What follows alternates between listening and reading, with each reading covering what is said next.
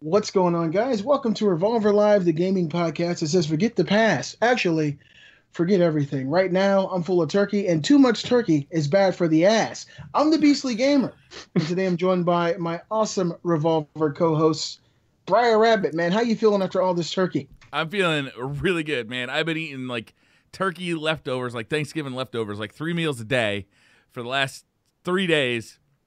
I feel like a goddamn freight train. I weigh as much as one anyway. So do I, man. It's been a hell of a Thanksgiving, man. Lots of cooking. I'm anxious to see what's going on out there in the UK. What do you guys do during the American Thanksgiving season, Gary Diaz? We're thankful that we expedited our sort of pagan colonists that left to form 13 colonies on new lands and pillaged the indigenous locals for all of their natural riches. Oh yeah, man. Well, we didn't forget the Boston Tea Party, man. That shit stings. It's just like yesterday. And of course, my homeboy Willie Wilson. How you doing this week, my friend? Doing good, man. Thanksgiving was awesome. It was like a bunch of like deluxe Lunchables. There was so much of it. And there's so many more. I can make my own Lunchable now. I can like pack up and individualize what I want in there. It's great. Leftovers are awesome. Yeah. Unfortunately for me, or I guess fortunately, depending on how you look at it, I got a turkey breast that's thawing in the refrigerator for it to be cooked. I got turkey leftovers from a 23-pound turkey that I cooked for Thanksgiving. Damn. And I sharpened all my knives, and somehow it seemed like it made more turkey because I was able to slice it so perfectly. So people were able to go get 4, 5, 6 slices. I had a cousin show up. He called me on Thanksgiving morning and said, "Hey, man, happy Thanksgiving." And he lives in a different state. And I said, "Hey, Brandon," my cousin Brandon. And he said, "Hey, can I stop by and stay for the weekend, eat 5 or 6 plates?" Yo, I bet he didn't mention that 5 or 6 plate thing before he said yes. Well, he just knew I wouldn't turn his greedy ass down. He did the same thing last year when I was living in an apartment. And the next question was, "I heard you got a house." So yeah, he showed up, ate all my food, and man, it's been a hell of an experience this year. I had something special before Thanksgiving last week. You know, it was a prelude to things to come. You guys saw what I ate. I went out and I hunted, and I shot a squirrel, and I shared it on Twitter. And I killed and ate. You not only ate a squirrel, but you fed it to your fucking children. Yes, it was awesome. Daddy brought home the bacon that night. Yeah, in the form of a squirrel. It's not quite bacon, but there's no bullshit in this, guys. We saw the evidence on Twitter. There was Beastley and his family gathered around. They managed to make a squirrel go 6 ways, which I was impressed with. For one. Hey, tell me about it, right? Shit. So, Beastley, I got to tell you a story. When I went to college, my first day at college, right? I went to college to be a park ranger. I wanted to be I was going to be a forestry major. I wanted to be a park ranger, riding a horse around, like a national park, right? I can still see it, Briar. The first day I get there, the dorm has kind of like a cookout, like a meeting. And, just so like a mixer, so everybody can kind of, introduce themselves and say hello. And the RAs had, the grill out, and they were grilling burgers and hot dogs, food. And this one dude, man, this dude had a beard that would make Tefty Tef jealous. This thing was fucking gigantic. Dude had to weigh 300 pounds easy. He was just a mountain of a man. And, you guys know I'm a pretty big dude. So for me to say that, like, this dude was huge. I weigh 300 pounds, so I can't wait to meet face to face. There was this dude rolling around, and all of a sudden he just kind of spots a squirrel out of the corner of his eye. So he pulls out one of those pocket knives, those buck knives, right? He opens that fucker up, skewers that fucking squirrel from. Yeah, right. I'm saying 10 yards. It was a pretty good distance. 10 yards with a buck knife. That's not a throwing knife either. That's just like a pocket knife. He fucking skewers that squirrel, goes over, picks it up, rips the fucking thing's skin off, and throws it on the fucking grill. And I knew from that moment on, I made a mistake going to this college. I made a fucking grave mistake. Sounds to me like you ran into like you ran into like Bear Grylls like washed up cousin or something, man. He's like it was, for me it was, I'm from the city, so things like that I've never done, never experienced. My dad never hunted. And Kate and I are gearing up to go deer hunting next year. Wait. And so Are you referring to shooting a squirrel in cold blood as hunting? you Right. gotta We just crawl get before you walk, clarification here. Gary. You gotta fucking crawl, okay? You're not gonna take away my hunt. Did you go out in You full know, I had camo? to sit Did there What you- did you and shoot him sit with, still for Beastly? this motherfucker to walk What did around. you shoot him with?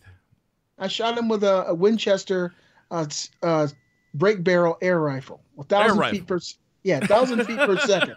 I mean, you could kill somebody with this Yeah, thing. those I'm air not kidding. rifles don't fuck around. You could really kill someone with it. It's a. Yeah. I shot through my grill with it. You know, both sides. So it's You don't need a it's a- void for it either, do you? For an No. air rifle? no, you sure don't. And so, you know, I saw the squirrel. I zeroed my scope. I shot him in the face, and that's the first time I heard a squirrel talk. He said, I said, what? I shot him in the fucking face. And then he hid from me on the top of the tree. And then when he came around to the bottom, I shot him through his side. And he just fell down and became lunch. I peeled off his skin.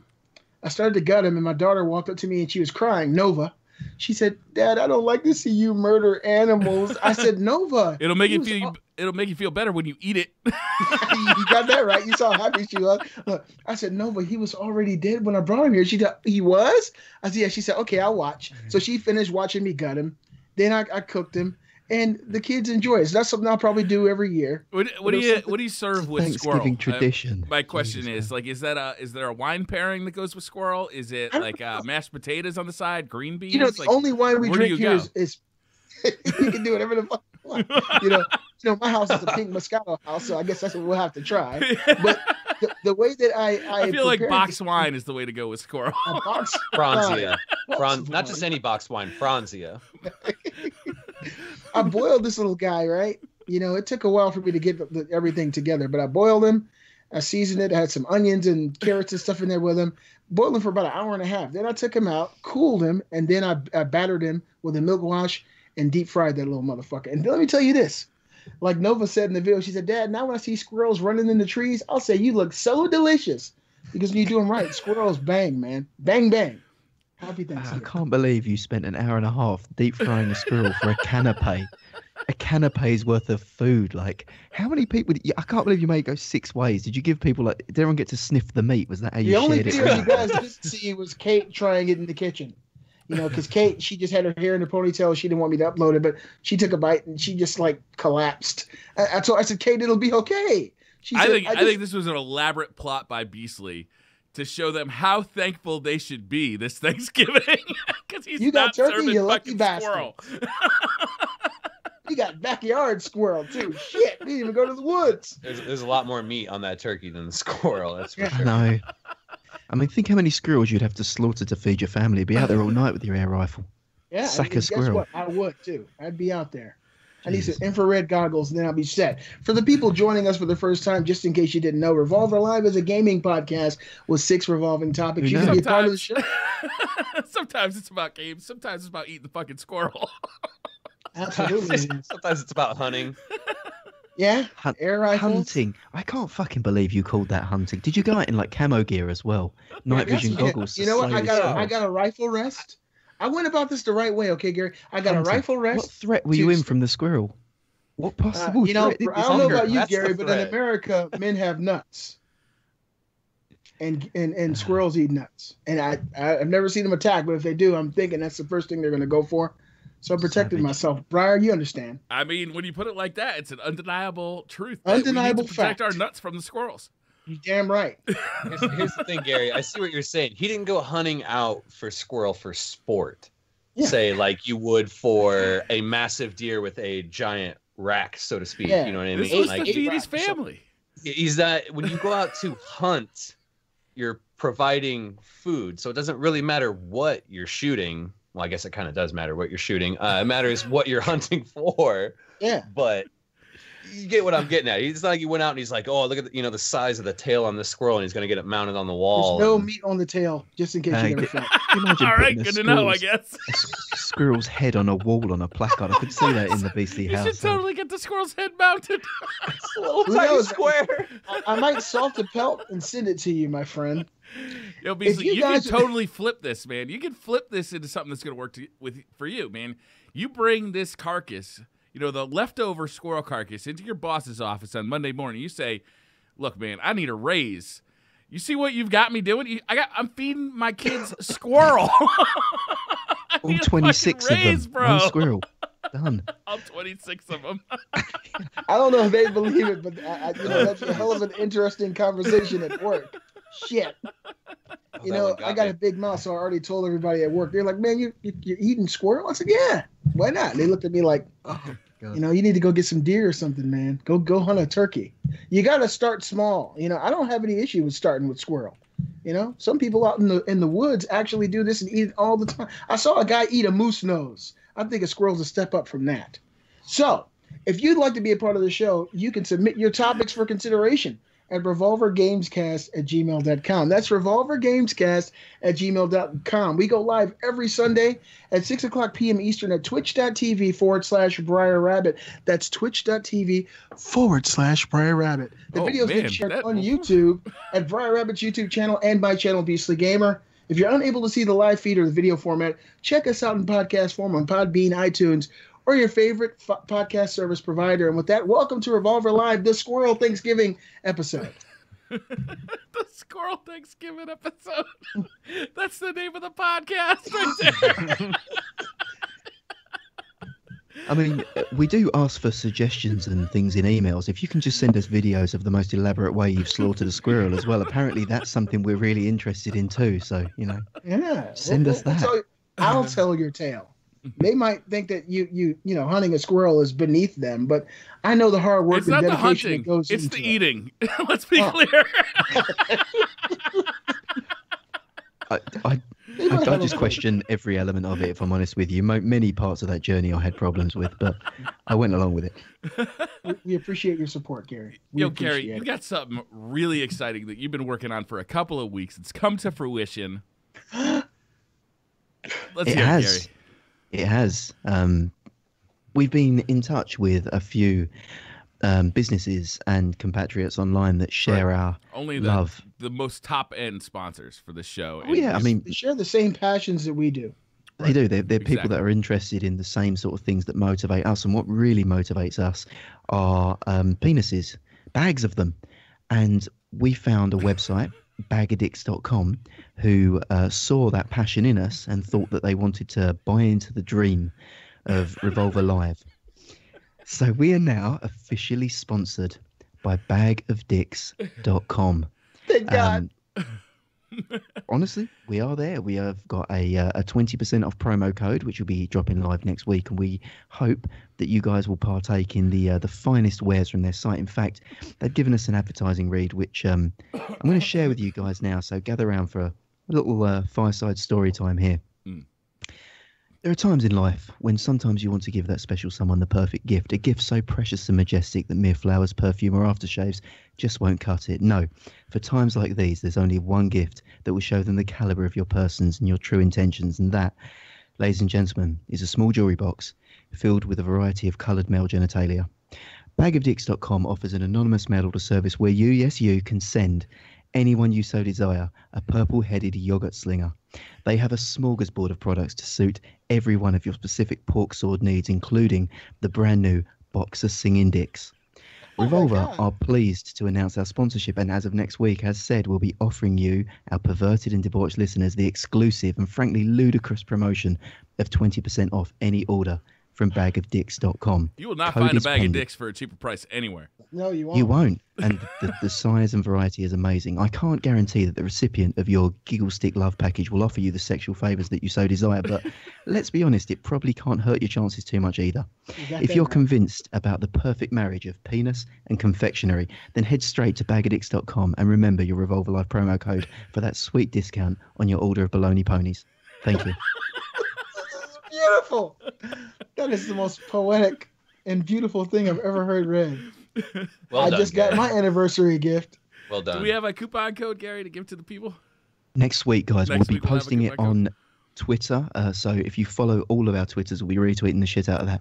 20% off. We want to really juice these guys up and show them how much we, the Revolver guys, the viewers of Revolver, support them, and how much we love dicks. So if we can get some bag of dicks, I think it's something like $10 for a bag. So you guys are going to be getting this for like $8. It's worth it just for $8 just to see a bag of dicks come through someone's mailbox. So I can't think of a more perfect gift come Christmas time than a bag of dicks. Honestly, stocking stuffers. Like stocking stuffers. I'm getting Secret stocking stuffers Santa for everybody. from this website, man. This is perfect. And what better pairing for watching an episode of Revolver live than, nibbling on a bag of dicks? The perfect confectionery for listening to to Revolver We'll live. change the name of our podcast. to Bag Can we of Dicks become the Live. Bag of Dicks? Is it too late to be the Bag of Dicks podcast? Is that too I late? don't think so. Let's do it. I'm in. And, All in. You guys could. Yeah, I'll probably eat a bag of dicks myself. If I'll eat a squirrel, I'll definitely eat a bag of dicks. I'll take 2. Yeah, but I got the as I said, munchies. I need 2. Are you serious? scope it out. Wait till next week. Save yourself some money.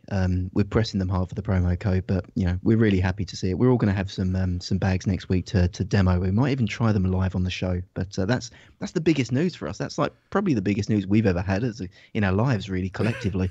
Yeah, a bag of them.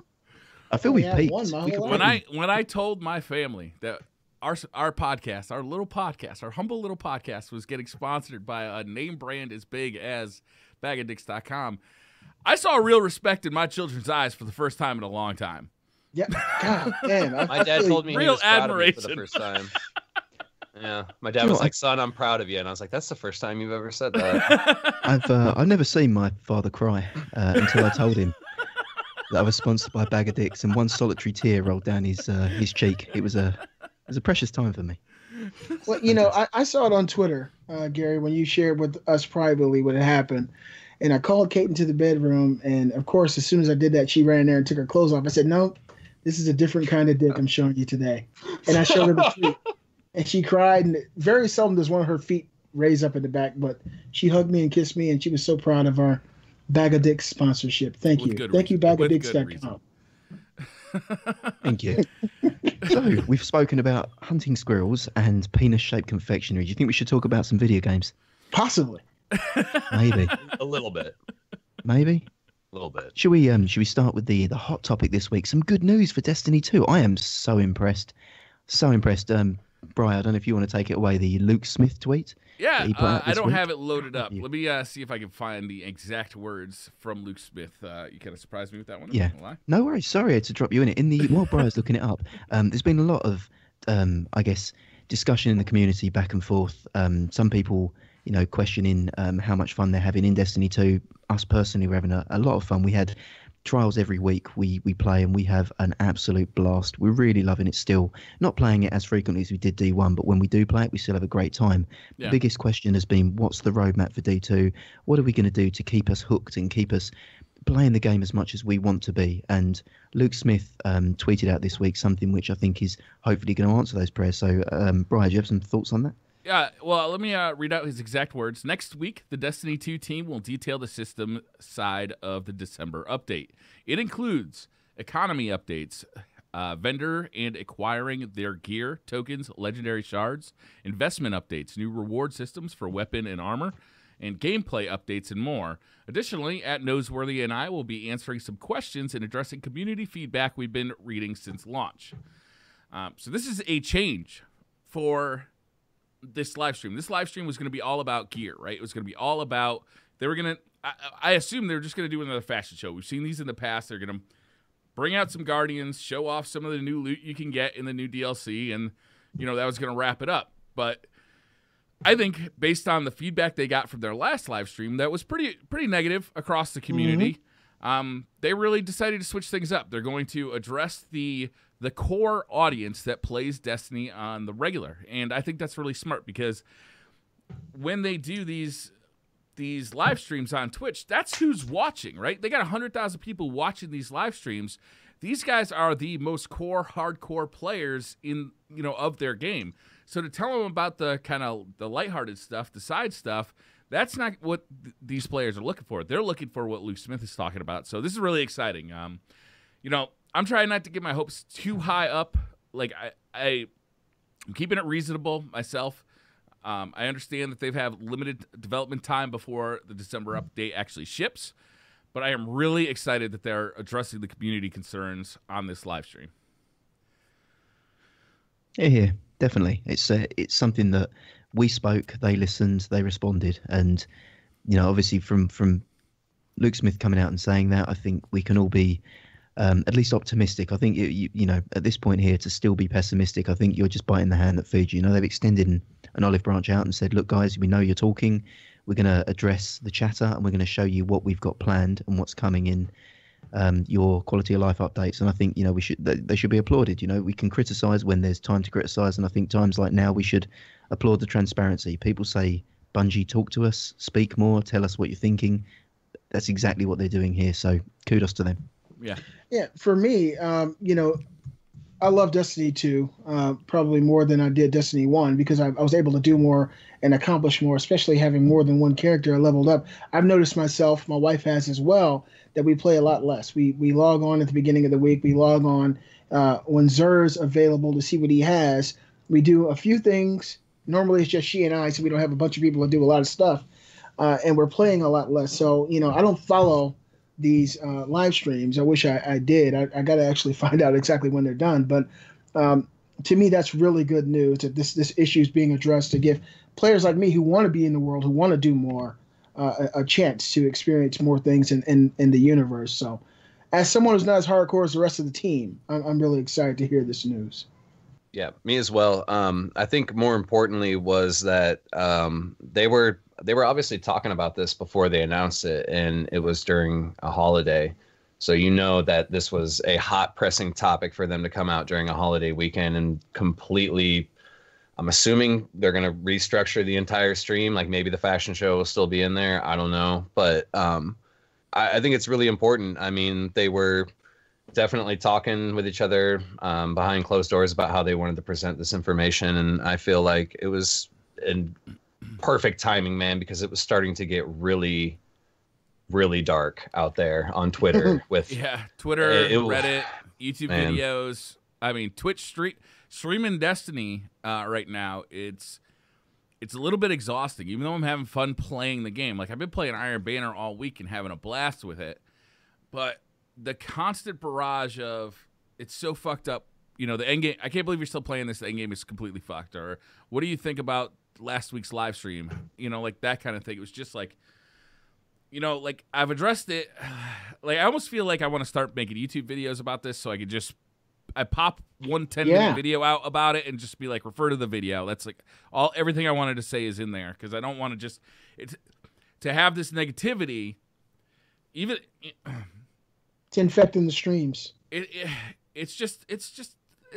harsh. It's exhausting. You know? It's exhausting. So it's like if I'm having fun playing Iron Banner, the last thing I really want to talk about is, you know, the shortcomings of Destiny 2. Like that's just how it is, man. I'm having fun. I'm playing with Wilson and Gary, and we're just we're holding dicks and stomping asses. Sounds like a party. And we're having a lot of fun, you know. And then we play Destiny afterwards, so.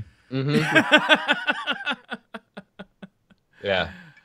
If we have time. Like, I understand people are frustrated. I'm reading chat right now. I understand people are frustrated, and, you know, we don't want, like, the Bungie apologists, but, like, if I'm sitting here having a good time playing Destiny, the last thing I want to do is interrupt my good time and the fun I'm having to talk about, you know, the shortcomings of the game, you know?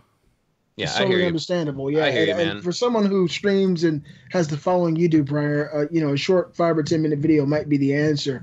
Yeah. And that way you can keep everything compartmentalized. You got your positive vibes, and you keep those negative vibes over here while you play the game. Totally, man. And like we hear you, dude. Like we're just as frustrated as everybody else. Like we want to play the game every day with shit to do and grind for stuff. Like that's the huge thing. Like we all want this stuff. It's just sometimes, man, like you hear enough of it, man. Like I was like almost to a breaking point the other day, like with Twitter and stuff. Like I get it. We're all frustrated. Everyone's got the exact same fucking opinion. And then that tweet popped out. And actually, I think it was Briar, me and you were playing. I think we were doing some Iron Banner. And we were like, oh man, what a sigh of relief. Like I'm hopeful. I'm cautiously optimistic, but I'm hopeful. Yeah. Good news. Yep. So we are 30 minutes in. Should we start the show? I think we should. Let's bullshit a little bit more, Gary. What seasonings did I use on that squirrel? No, let's go. So, for those of you that have skipped to this point, 30 minutes in with the timestamps, the first topic is playing or paying for the same game on multiple platforms. So this is something that I was thinking about. Skyrim is pretty much a meme right now. So the game has been released 5 times and is now playable on 7 platforms, which will be 9 once the PSVR exclusivity finishes up. So 9 different platforms, not including the Yobo, you can play Skyrim on. Which at this Gary, point, did you buy it on what? Twitch or Switch? The Switch. Sorry. Yes, yeah. I just I need bought to a hear copy about this that. week as well. I bought Skyrim Special Edition on PC this week as well. Oh Ooh, shit! Nice. I mean, I've got it on PC. that's the one to get. I haven't ever had it on any other console except the Switch. So I've got Switch and PC myself.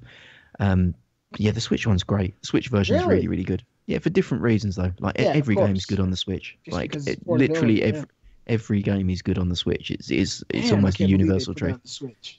Dude, I bought Um, that game so many times, man. I bought it for PS, What was I it? bought it for PS3. PS4. I bought it for Xbox 360, and my Xbox One of 7 took a shit. I think that was towards the end of the 7th lifespan. I don't know Best what's console going of all on. time, though. Those still. red lights. Something So in the good, Wilson fucking bought water. it 7 times. Something in the fucking water. But something in these parts. Then I bought it for PS3, which lasted significantly longer than my Xbox 360s. I got the remastered version on PC.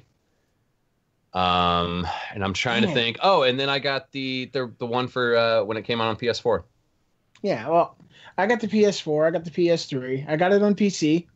I really don't play it on PC, but I'm holding out. I want to get it on PSVR. I hear that's the best way right now to play it. It's been getting really mixed reviews on PSVR. Really well. I've Yeah. heard lots of good things about it. I know have that too. I've heard graphically it doesn't hold up to the remasters, or Makes sense. it probably looks worse than the Switch. But the fact that you're actually in the game and it feels like you're actually in Tamriel, to me, that's a big deal. That's a huge draw for me. It was either that or the Switch. And I'm thinking to take it mobily or to actually be in that world. Well, and I VR think is like you're literally standing in Skyrim. the now. world. Yeah, to me, that's the best way for me to experience it. I'm So, doing the same thing with Fallout. Another game, going back to Gary's topic, that I'm buying twice. Shit. Fallout 4 comes out, is it sometime in December, I think, for Vive, for the VR on PC. And I'm going to buy another copy of Fallout 4 on PC because I want to play it in VR. Like, that's just Do seems you like an think, amazing experience. Briar, when you played it, I mean, I don't think you necessarily disliked Fallout 4. It just wasn't enough of a leap from Fallout 3. Do you think that playing it in VR will make the experience better for you? I don't think it's going to improve the game itself, but being The in immersion. VR in such a realized world as the Fallout world, I think is going to be a really cool VR experience. Because everything hoping. you Yeah. can touch everything in that game. Oh, Right? man. And like yeah, you you're know, right. the game is weapon based, so you'll be shooting guns and you'll be walking around in power armor, and you'll be exploring and you'll be building stuff, and Oh man, like, to me, Fallout 4 has some real flaws, but Fallout 4 in VR seems really promising. I'm definitely looking forward to checking it out. the VAT system in VR. Oh That man, could be that's gonna cool, be right? That crazy. could be See, cool. that's Oh, the thing. God. That's where I think there's going to be the difference, because the complaints that I've seen around Skyrim, with the obviously textures and graphics being one thing, that's what it is. I don't think that's essential.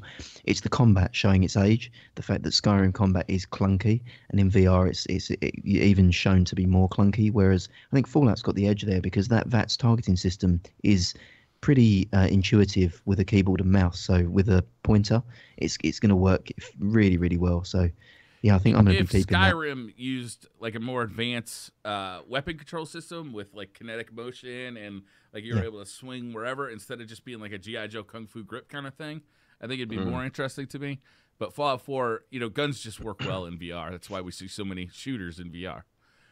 I mean, like, Skyrim's not the only thing that I'm guilty of doing this with. I mean, No. Destiny 1, I bought on PlayStation, Xbox. Destiny 2, I bought on PlayStation, PC. Yep. Overwatch, I've bought on console and now PC. I got Me it on too. PC last night. And oh my God, Hanzo is amazing.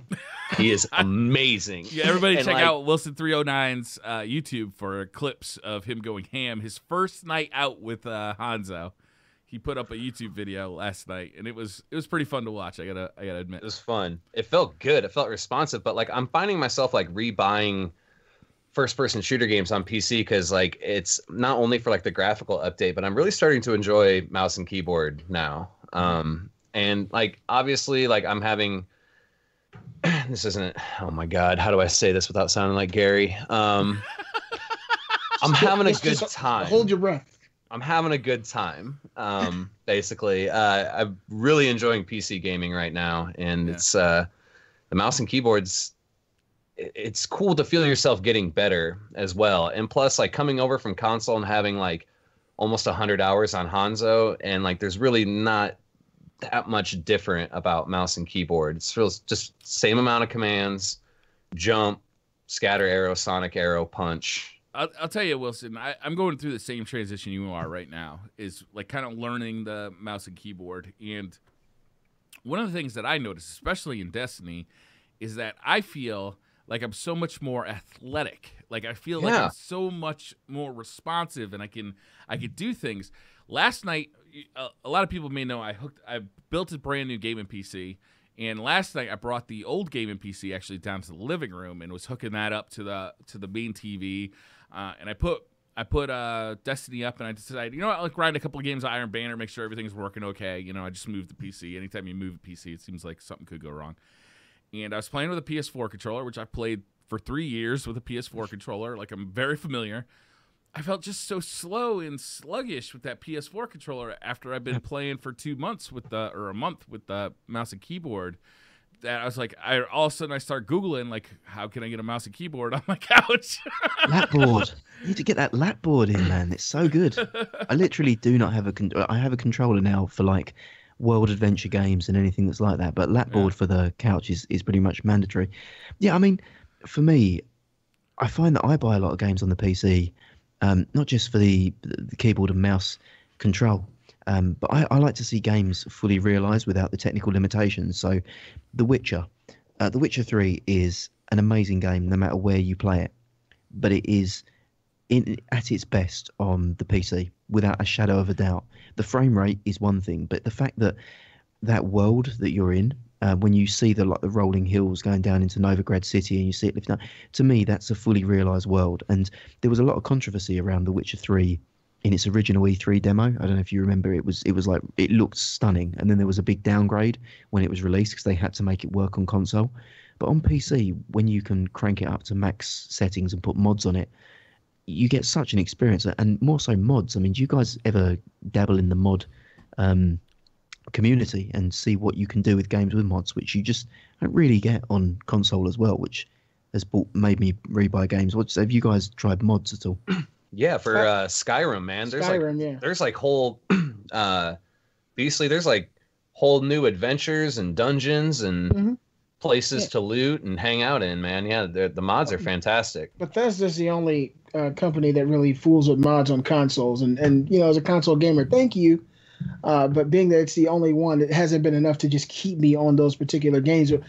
Myself personally, when it comes to buying a game from a previous generation or from another console, I'll end up buying it if it adds something to that that initial experience. Like Gears of War Ultimate, I had that on Xbox One, and that's such a huge leap over the original, and I got it at such a cheap price I couldn't resist. But seeing that compared to the original 360 game is night and day. And so for me, things like that, what is it, Nathan Drake Collection, that's another one that the game looks so much better.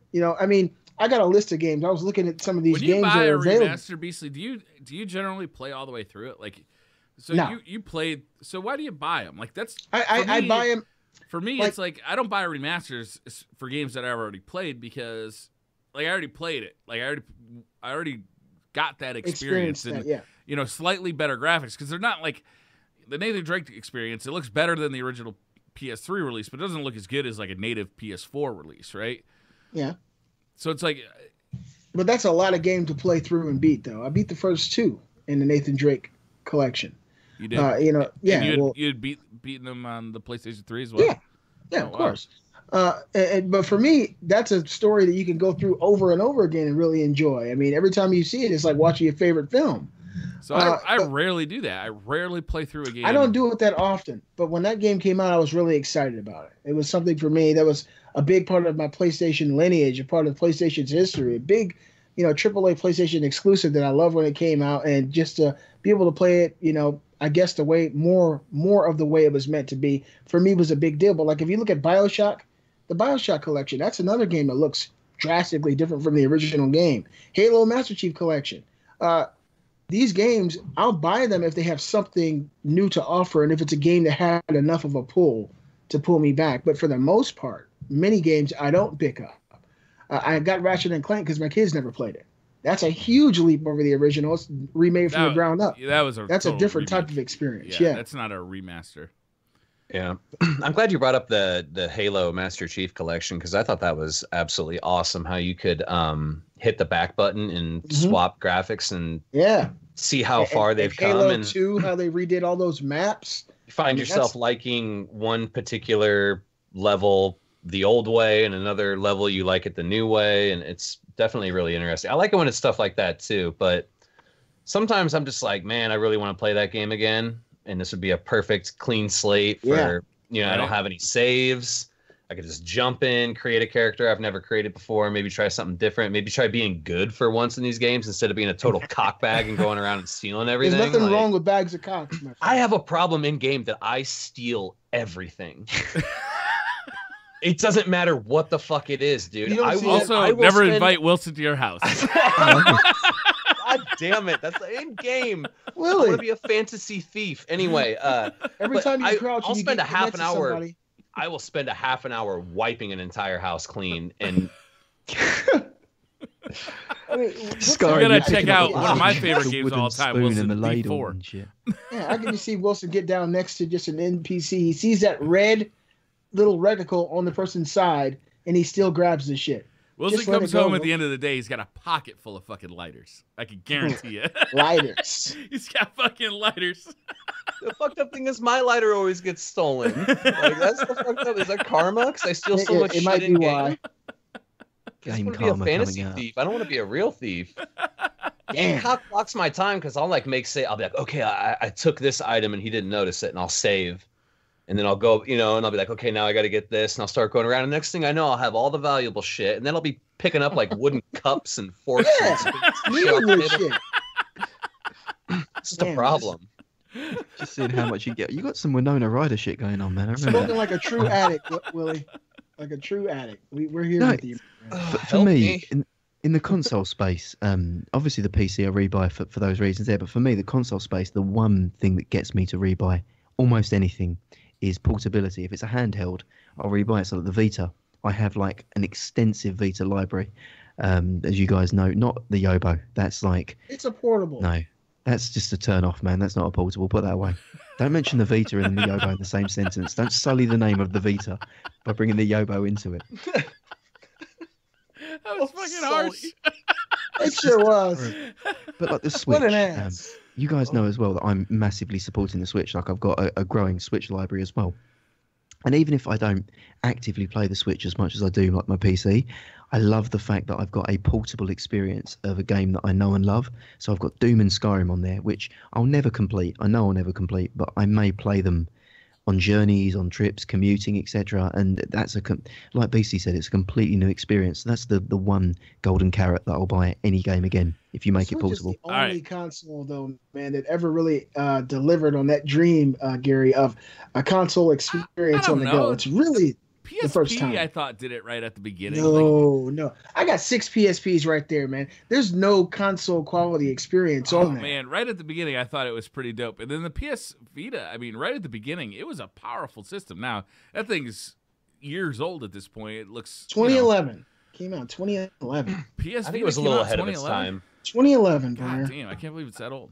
But yeah, I mean, like, the first time I saw a PSP, I was like, holy shit, that looks phenomenal. Oh God, I loved it. I bought one. Have you guys ever bought the same game twice on the same console? Oh. I know I have. I'm just trying to think of an example. And it's a really weird situation. I bought the disc version of God of War 3 Remaster on PS4. I had a few friends come over to visit, and it disappeared. Oh, weird. and so I bought the digital version. Those fucks never came back. Uh-huh. But that's really it's an extenuating circumstance that led to that. But for the most part, hell no. I bought the super collector's edition of Destiny that came with the Ghost. Dinklebot. Yeah, with Dinklebot. And then I bought the digital version later because I was sick of having to bring the disc upstairs and downstairs. So I bought the digital version too. That is the definition of first world problems. I don't want to eject the disc. He's a console elitist, man. What the hell? That's great. I'm trying to think of mostly that would go back to like my old like Super Nintendo eras. I think I bought Earthbound like 2 times, once retail and once another time when it was crazily priced at like $200-300+ Shit. But modern games, Red Faction 2 for PlayStation 2. Me and Conman played that game so much that it burnt. That there was something wrong with the disc. Yeah, it had a visible ring that if you looked close enough, it said "Get a fucking life" around it. And we had to go get another copy. Was that the version? Was it Red Faction 1 or 2 that you could dig little holes in the rock, like you could just blow up the? One definitely. I don't know about. I think that was 1 because you started off in a mine in 1. That was so good because you could have kind of amped it up. You could do team deathmatches with your buddy, and you could like dig off like a fucking ferret and just start like a little hole somewhere that he could never find you. It was so good. Yeah, so that's your strategy. Yeah, be a ferret, man. You were a proximity mine guy in GoldenEye 64, weren't you? Odd job proxy mines all the way. The worst. I bought this twice too. One of the worst Call of Duty's Call of Duty Ghost. Why'd you buy that twice? So you could play with your wife? Yeah, I had it, the disc version. And with the PS4, I was still on the physical collection bandwagon. When it first came out, I bought all those fucking discs I never use anymore. And she wanted to play on her own TV, separate it from me and not do the split screen crap. So I got hers, and she played it like once, so it was still a waste of money. Also, I highly disagree that is even in the top 3 of worst Call of I'm Duties talking of all shit. time. I was reliving the past, Brian. I agree with you. Looking especially at some of the ones that have come out in the last 5 years. I definitely disagree with my own statement there, but I remember when this was the latest Call of Duty, everybody shat on it, and I was everybody one of the shits on the latest Call of Duty though. It was so pretty bad. I played World War II this week. Please tell me about it, Gary. Well, World War II, I finished it this week. Not going to go into it too long, so we're already hot on time. But yeah, I finished the campaign. Did a little bit of zombies, a little bit of multiplayer. It was all right. It wasn't as bad as everyone says. But I heard a lot of people say it's awesome. You didn't? Oh no, feel not like awesome. It wasn't awesome. By your boots on the ground gameplay style. I played the campaign mainly more than anything else, and I felt like the campaign was about 10 hours, maybe 8 hours or so. The first 6 were the first 7 were all Call of Duty, like traditional. I love you, Gary. You're the only guy I know who'll sit and play through the campaign of Call of Duty like that. That's the only reason I bought it. So it was all bombastic soldier stuff. In the last hour, it got really, really emotional really quick. But I felt like it was forced because they sort of shoehorned it in. And I think they abused the setting of World War II a little bit because they know that people have emotional links to that. And I don't think it earned its setting properly. But that's my 10-second review on COD. Thank you. Tales of Black Friday is our second topic as well. Why gotta be black, shouted? Oh, you talking about the shit. Okay, go ahead. Right. Tales of White Friday, just for token diversity on this show. What did you guys do on White Friday? Did you get any good deals? What was it that what happened? I was doing good, Gary. I didn't leave the house, and then I stumbled upon the Steam sale. There is a Steam sale going on. I spent about $100, which isn't too bad. But I bought an awful lot of games. Like I mentioned earlier, I bought Skyrim Special Edition. I bought Rise of the Tomb Raider. I bought some DLC for XCOM 2. I bought a ton of shit. I can't even remember everything I bought. But it ended up being around $100, I think. Briar, that's how you know that you're a grown-ass man. When Black Friday comes and goes and you ain't left the fucking house, that's how you do it.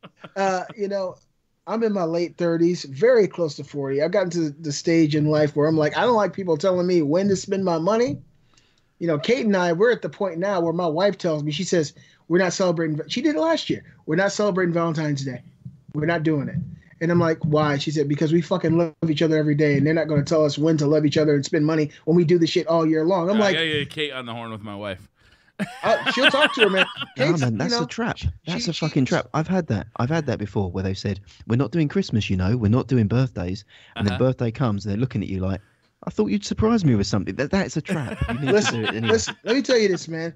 I'm a cheap ass black man. I've been there. And Kate didn't look at me like that. She looked at me with a thumbs up and said, good, we saved our money. Then she goes back to her computer and goes to work. But Black Friday came and I stayed in the house. I saw a few sales come across my Twitter. I saw some sales on the TV, and I tried to stay away because I have every console that I want, barring possibly a future Xbox One X, because they're killing it on Digital Foundry. But I did come across the PlayStation sale, and I was powerless against it. Yes, and so by the time I'd done, many transactions, Kate came in here and said, "Oh, what the hell are you doing? You've ruined everything." You got credit cards surrounding you, PlayStation network cards. Just one more. Just one more. You look up. Hey. Ladies and gentlemen, I think we found the true story of why he was eating squirrel this week. So it's finally. God damn it! It was a Black Friday sale. I ate the squirrel on Tuesday. Get your week right. But the good side of it was I bought about 4 or 5 games. I got Mirror's Edge. Stuff that I really wanted. It was for the cheap.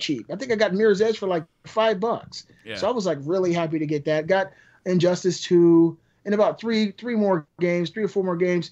And she came in here and she was like, "What are you doing? I thought you said you weren't gonna fall for this shit." And I was like, "Well, it was they passively pulled me in. They weren't like aggressive with it." And she just like shook her head at me and looked. I said, "Well, you can play Injustice now." Then she sat down and started playing, and that's how you pull them in. I got to tell you, like the Steam sale was like the discounts were so amazing. Like I got Tomb Raider for like $1.39. Really? Yeah. I got like I can't remember everything I bought at this point, but it's like so many games were just like $2, $1.50. That kind of price. Do you fall into the thing where it's like $1.79 for one Tomb Raider, or like Wilson said, it'll be like $4.39 for every Tomb Raider? No, you have to get every Tomb Raider. I'm the collective. No, I don't do that. I want it all. No, for $2. I did buy Witcher 1 though. I'll never probably play Witcher 1. I got 1 and 2, and I haven't even booted them up. On Steam. Such great games. For me, man, like Black Friday, like, dude, let's be real. You guys know me. I'm not fucking getting up that early, dude. Like, there's no way I'm getting up that early at all. So I slept in. I was gonna go to work. Said fuck it. And then slept in and decided to play Trials of the Nine with Gary, Briar, and Lightbreaker. And then Briar informed me that there was some hot shit going on Steam, so I had to take a little look-see real quick. And I actually, I'm pretty proud, man, because I always try to hold out till Cyber Monday. That's always my thing. Like, if I want a physical item, and I need a new keyboard really bad, so I'm looking forward to get a keyboard tomorrow. But on the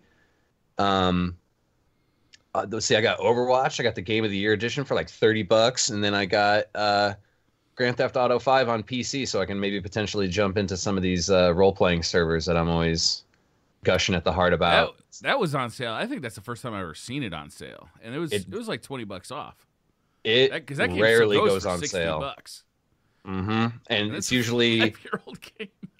It is, man, but it's so good. I mean, shit, you hop on Twitch, dude, and there's still thousands and thousands of people watching people play this game, and then you add in like the role play and stuff like that. But the only 2 times I ever see it go on sale is Christmas and Black Friday. That's it for Steam. I'm sure it's come up other times, but I did pretty good, man. I don't buy into that whole thing, man. Like I can't be out in public, dude, and watching Johnny and some grandma argue over, a pair of socks. That's my motherfucking microwave, motherfucker. I've seen crazy shit on the news, man. People throwing bows at Granny and stuff, and like people ramming carts into each other and shit. And I don't want any part of that, man. I don't support that. I'd rather do like Small Business Saturday or Cyber Monday, personally. I stay the fuck home. That's like martial law. Going out on Black Friday. What's interesting about the UK is that we've had this Black Friday shit forced down our throat in the past 3 years. It was like a really good idea that we're going to have a UK Black Friday. I think it started like 2015.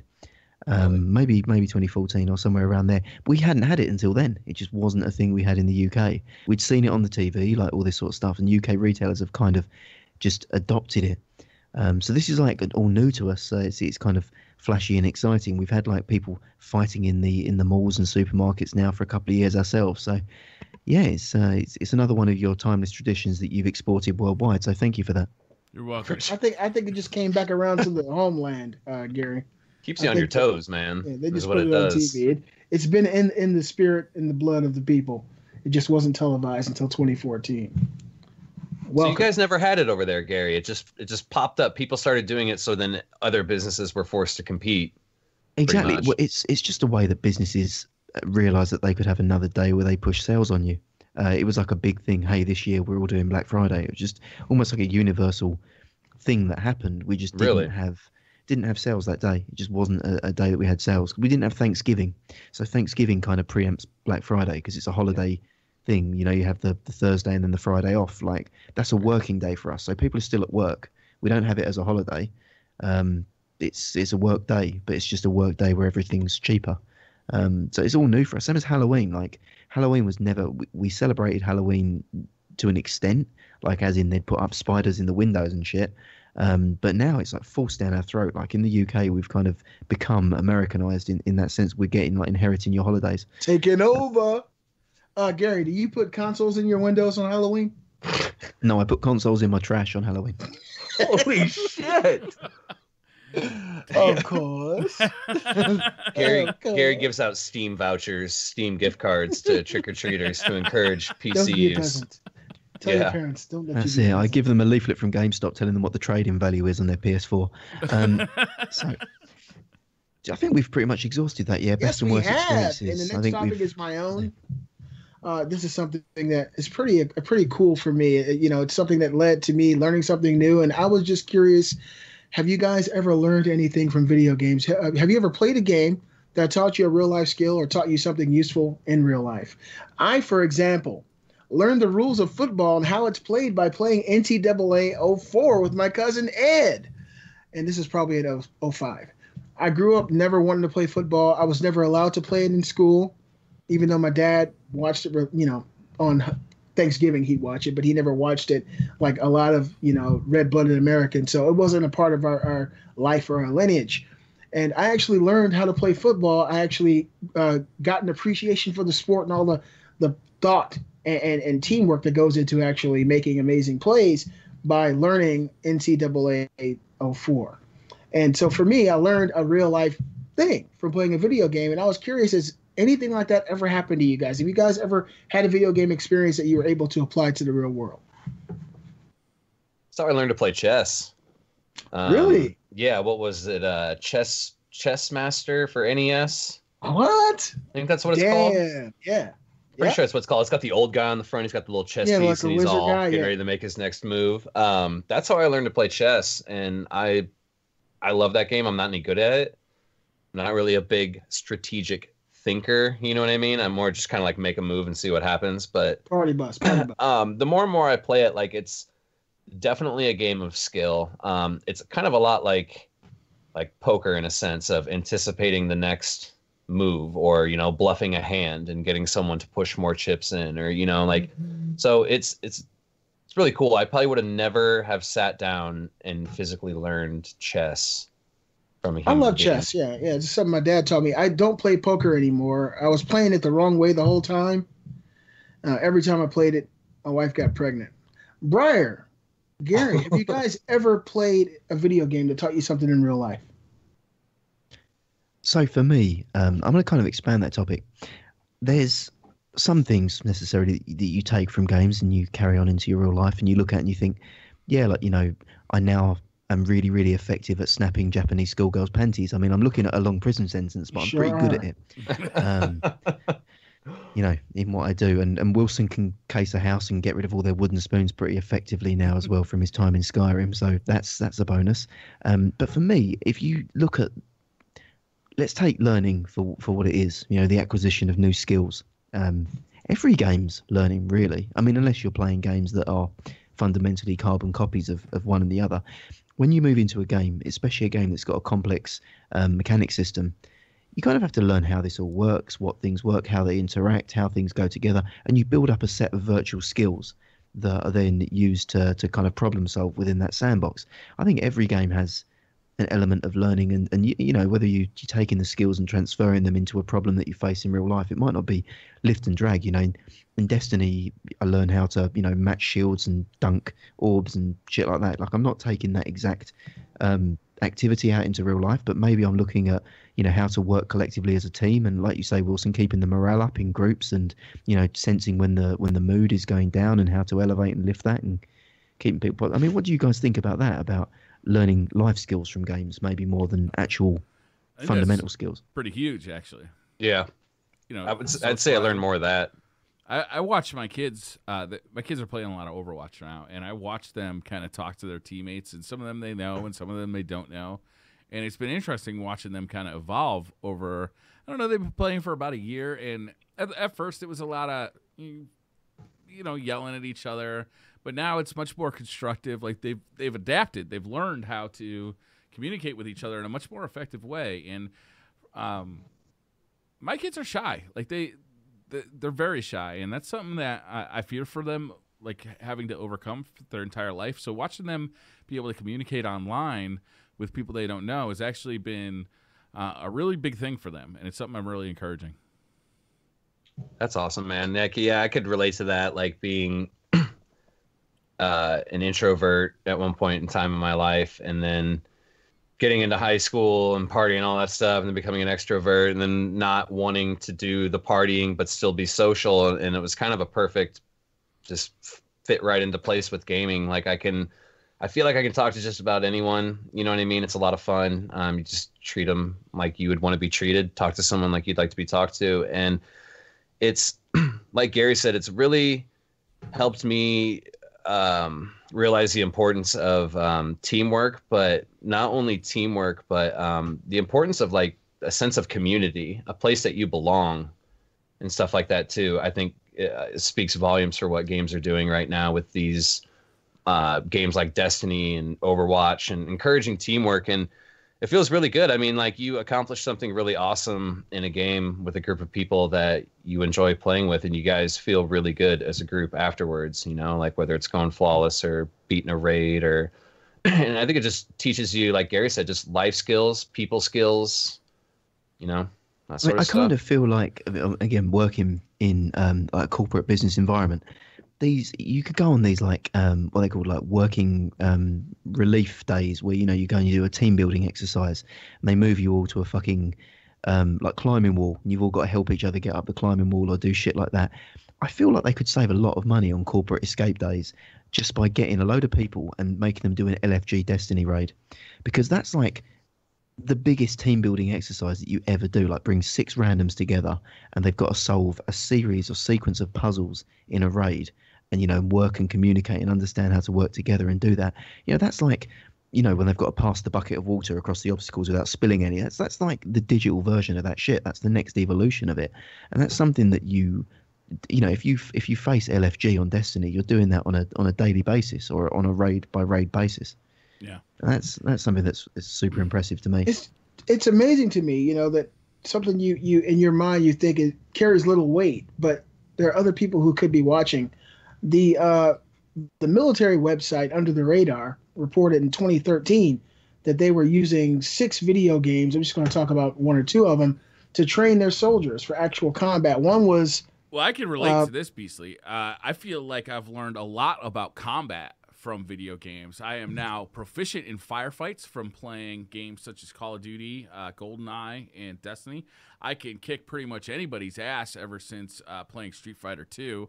I'm an expert race car driver ever since beating Gran Turismo 1 and 2. I mean, I really perfected my skills there. It's funny that you bring that up, right? I am not only qualified to design a rocket, but also to pilot it, thanks to Kerbal Space Program. Brilliant. I mean, really, at this point, I'm not sure there's anything I'm not qualified to do. Well, I mean, after playing The Witcher 3, he's pretty competent at the fucking as well. I mean, Geralt taught him a thing or two there. My wife will disagree with that strongly. I felt look on his face. The love machine. That is I mean, The Witcher. Beastly for sure. Playing The Last of Us that long, I think that helped him with the squirrel hunting. Definitely, there, foraging out there and. Totally. I mean, Yeah, how would you have Molotov known? back there. How would Pissed you off have my known?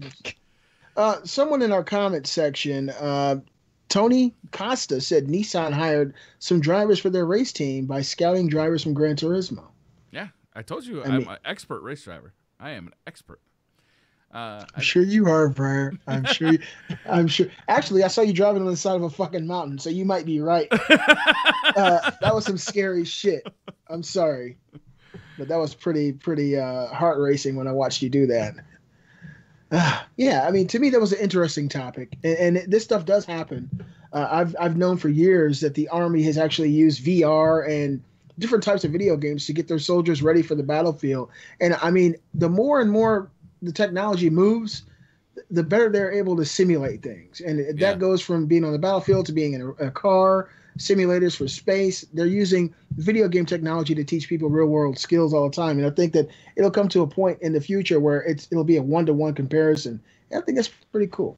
They're using VR for surgery before they do surgery on kids with certain ailments so that they can get a better understanding of what they're going in for, or maybe a doctor who's never performed surgery before. It's his first time. Oh, wow. They're actually using VR for that stuff now. I actually heard that on Spotify during a commercial. They were talking about it. I thought it was super interesting. The military's also used, what was it called? Battle tanks? It was like an old 80s arcade vector graphics. They used to use that.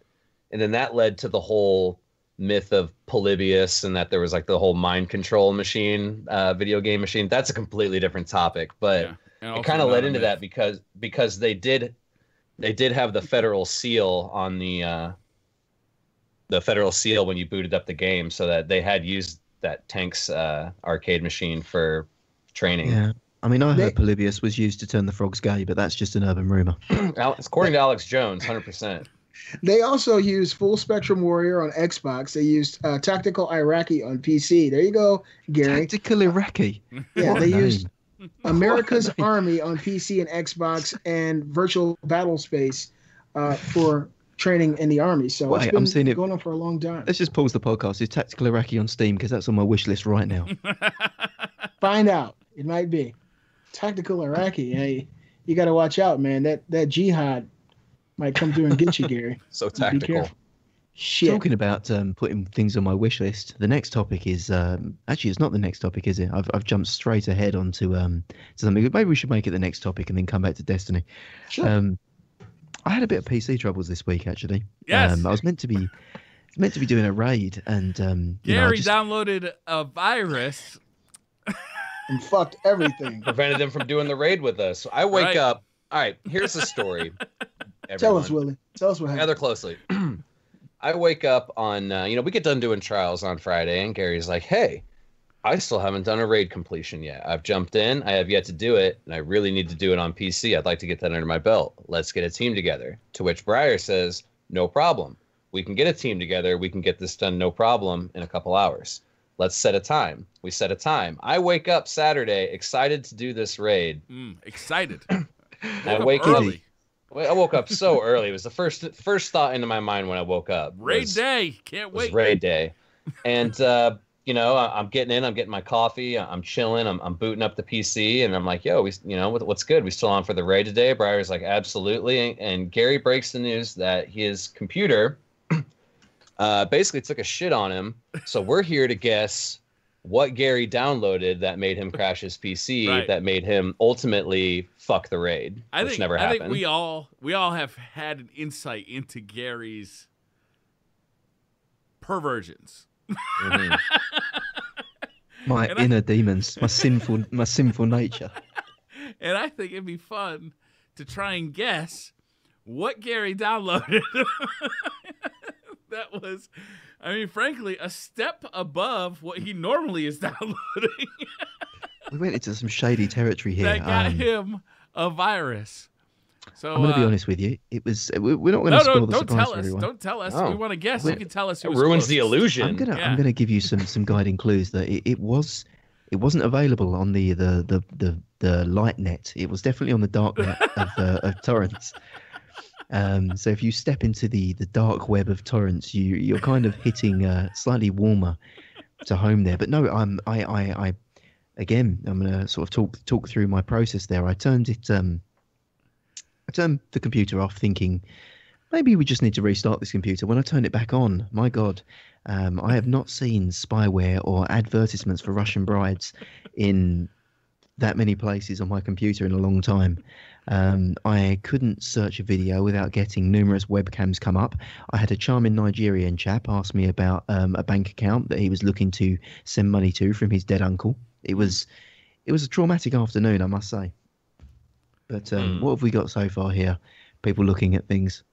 Well, I think we've kind of pinpointed where it came from. If you're getting Russian mail order brides, I think Mother Russia's to blame for this one. Did you download some sort of smutty version of Tetris or something? Like, I know the title of the application that was downloaded, and that's all I'm going to say. Because I know Gary. Gary has privately sent me, hey, Beastly, check out this. This looks pretty cool to buy. I'll look at it, smile, throw up slightly in my mouth, then buy it. Okay, so this is the title of the software I believe that Gary installed. Alien Power Bottom Elitist Hentai. I believe that's... Boy, that sounds right up Gary's alley. It sure does. They sound like the sort of tags that I look for in a search. They do definitely feature. I plugged it in. It checks out. 9 out of 10 of those results are a match for Gary. It was a piece of software that was actually bundled in the Humble Bundle Honeycam Sakura bundle, which was to bear in mind, actually 2 of those games were banned from Twitch, which shows just how fun they were. Shit. But yeah, when I was actually I haven't guessed yet. I haven't given my guess yet. Yeah, he's giving us truth. We want the fantasy. I think that Gary was actually downloading a pirated copy of Excel. I think it was an innocuous piece of software. The reason, however, that he was downloading Excel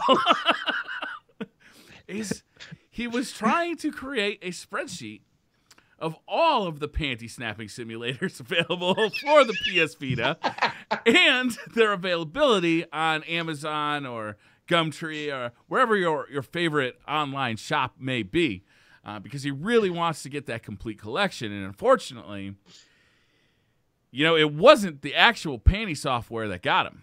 It was the seemingly easy purchase that he could have made of Excel, but unfortunately his well-known and explicit fear and hatred for Microsoft sent him to the dark web to get a pirated copy of Excel so he could make his panty snapping spreadsheet. I think you're onto something there. But what's scary with Briar's fantasy is that he's half right, which is even more concerning. I'm going to see this spreadsheet. Real quick, I think we've left out an important medium here. Yeah. Hugo Rain, I think please. Hugo Rain fucking Hugo Rain is right. You were trying to get a Yobo emulator, and it fucked you. Yes. That's what it is. That's what it's got to be right there. You could have borrowed mine, Gary. He didn't want to ask you. Could you imagine the shame of him? He'd be like a lost cat in the rain on your door. Don't make emulators for this shit. Can we just clarify here? How would I get a Yobo? Yobo is a SNES emulator, so would I just have to Skype Beastly and watch him playing it? That's a Yobo emulator, isn't it? You just wanted a taste. You were feeling vulnerable. You were feeling vulnerable. None of us were around because of the time difference, and you went to the closest, most comforting thing. Even if it was shameful, wanted some Yobo. That hot Yobo action. Is there videos? He was looking up naked women in Yobo. Yeah, Yobo pinups. Alien Power Bottom Elitist Hentai. All right, Gary, spill the beans. What was it? Amateur Yobo. No, for me, it was... I like the amateur because you can see the passion in their eyes. They're not doing it for the money; they're doing it for the love, for the community. For me, it was far more. I already have the spreadsheet talking about your half truth there. For me, I do have a Sakura wish list, which is all the games that are in the Sakura Blossom kind of general category, which I do update. I have a spreadsheet that has multiple genres that I look at and things that I want that aren't on Steam, because obviously I've got a Steam wishlist for that. So that's being said, talking about that sort of game series as well, Senran Kagura, if you are on the Japanese Switch store, Senran Kagura has put on a weird high school dating sim, which mostly involves just a lot of spanking cutscenes. It's not being localized into English, which is a fucking crime. But if you are willing to just press A through all the Japanese bits, you get some cheap smut on your Vita, and I believe there's a demo available. So, not Vita, Switch, Japanese store. You're a freaky ass dude, man. Let me just tell you this, Gary. You look so goddamn innocent. You look the same age as your son. And I look at this young ass dude. I'm like, this guy looks like he spends all his time in a library reading books. All you think about is smacking asses and snapping panties, man. Shit. That's pretty much books. It's literature. It's just smutty literature. That's all. Yeah. There's an interesting thing, Galgun, which I'm a strong proponent of. I have multiple editions of that on multiple platforms. Coming to the Switch. I wish it was. Actually, there is a Galgun sequel coming to the Switch, but that's not till later in the year. Back to the point at hand, Galgun for the PC. There is a DLC piece. Now, the game itself is only like $3 to buy, but there is a nudity DLC official sold through Steam, which is $65. $65 for this DLC. You're selling that ass, Gary. You want to see the ass? You don't have to pay, Gary. When did you buy it? So I didn't buy it. Not yet. I may have. He looking back so his fiance don't hear him say, "I already bought it." I may have somewhat tried to acquire that. Anyway, everything was going well, but I thought, this is unusual. Why has it come with an installer? Okay, it's come with an installer. Click next. Let's look at we can do an express installation or a custom installation. I think it's best to do custom installation here. That was the first alarm bell when I was like, auto search, vid square, promo plus, AdWise, and I was like, I don't want to install these, but I will still trust this installer because I've got rid of. I've got rid Blinded of by things. the boobies. That's what it was. Oh, You're yeah. like, I want to see these girls naked, Blinded even if I risk by my the computer. tits. So I've got rid of all the bloatware. So obviously, the people on this dark website that are giving me this installer, they wouldn't lead me astray. They wouldn't do that to me. Click next, click install, click finish. Next thing I know, my default web browser is something different. I've got all these strange Russian ladies talking to me. I've got the Nigerian chap on my desktop. And I didn't get to see the Galgun DLC. So that's something else I'm asking for your viewers. If you want to, make my Thanksgiving and my early Christmas, please donate that. Steam gift me the DLC for Galgun. I have too much shame to buy it myself, but if someone gives it to me, it's rude not to look at it. So that was the story of Gary's PC, and my fingers are still burnt, but I am still tempted to try to acquire it. I'm going to be honest, I've not learnt my lesson. That's like, do it on the true Mac. story. Just do it on the around. Mac. Yeah, just get it on the Mac. It's much safer. It's like walking around the woods and finding an open bag of potato chips and taking a bite of one or two. In my opinion, that's risky business. That's for sure. That's risky. Oh, poor It was Gary. it was just a strange dark rabbit hole to go down, which again I couldn't give you guys the full story. I definitely had to tell you that there was a virus there, just not where I acquired it. But PC STD is what it was. Shit. I find it extortionate.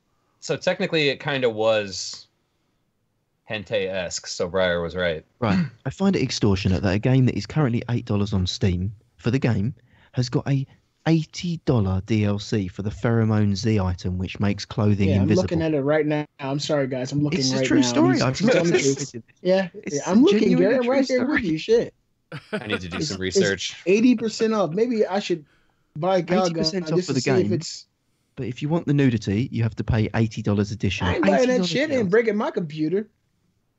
It's terrible. It's terrible.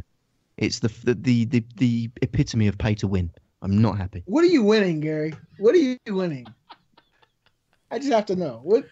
What have you won at the end of your completion? I don't know what you've won, but Galgun? you've lost all self-respect you ever had. I mean, I'm looking at this game right now. It is the most perverted thing I've ever seen in my life.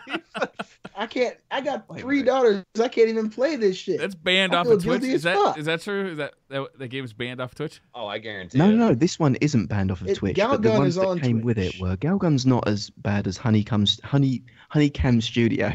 Why And, you say come? it's effectively you're managing a cam girl industry. It's like a football manager or like soccer manager, but with cam girls. That was a good game. It was a good game. Oh my God. Or House Party as well. That was fun. That was also interesting. Gary, you's a freak. I'm gonna say it like I'm from the hood. You's a freak. You like that shit, man. He looks so innocent. You know, and throughout the history, it's always the guys who look so, respectable. Better than serial killer. Deviant. Listen to this motherfucker. He's a deviant. Yeah, I was wanting to take Gary home to mom, but not after this. Not now. When they're interviewing the neighbors after somebody gets caught for being a serial killer, you never hear him say, "Oh yeah, I mean, we thought for sure he was a serial killer." Did you see him? I mean, look at the fucking guy. He looks exactly like Charles Manson. He was so sweet. He had a little son. He was so sweet. He was quiet. He was a nice guy. Snapped at pink pennies. I think it's about time that we once more visited this dark rabbit hole of. This is Galgun Double Piece Collector's Edition. This is actually, I don't own a PlayStation 4 anymore, but I still own this Collector's Edition. Now this itself is that like relatively... the leg? Is that like the leg lamp from a Christmas store? You get like your wife's jealous and you got to hide it from her. That Collector's Edition. No, it actually. As you can see, it's a large box. It's obviously relatively, well, spacious and airy. But one of the key collector's items that it has, as is evidenced here, is it's a screen cleaner. It just happens to be in the shape of Japanese schoolgirls' panties. I didn't invent it. I got one question. How did you reseal that plastic wrap? Yeah, they look well used. They look well used. I was gonna say the same thing. How'd you reseal them, Gary? Are they supposed to be all stretched out like that? It's an art form. Again, you have to conceal your track somehow. Damn. I gotta make a confession, guys. I am right now buying Galgun. I mean, we're not sponsored by them, but we probably should be with the amount we talk about. Purchase for myself, add as a gift. My ass. This is for me, and I'm only buying it on my PC because my PC is tucked away in a corner. There's and all my sorts children of creative illustrations in the guidebook, as you can tell here. It's pretty good. Yeah, it's a great game. The plot is incredible. I'm sure it is, and that's what you call a plot. I'm sure it's a real page turner. You know what I mean? Like I'm sure it. If that's what you call a plot. I was reaching for the tissues more than once. Very, very emotional story. I was tears. That's not the way I took that at all. It's up to you how you take it. I swear, Gary. You something else, brother. we need to get the hell off this topic. Yeah, what's next? So the next topic is something that is a bit more serious. Destiny's XP rigged system. Briar, do you want to talk to us about how Destiny have been robbing us blind for months? I kind of don't want to anymore. I was having so much fun, and now we're just gonna drop it. We have to. All right. So this week, this has been going on for some weeks. Reddit has been kind of investigating that XP gains seem to slow down the faster you acquired XP in Destiny 2, and this was concerning. Because by getting XP, you can also earn bright engrams, which are also purchasable with real money in-game.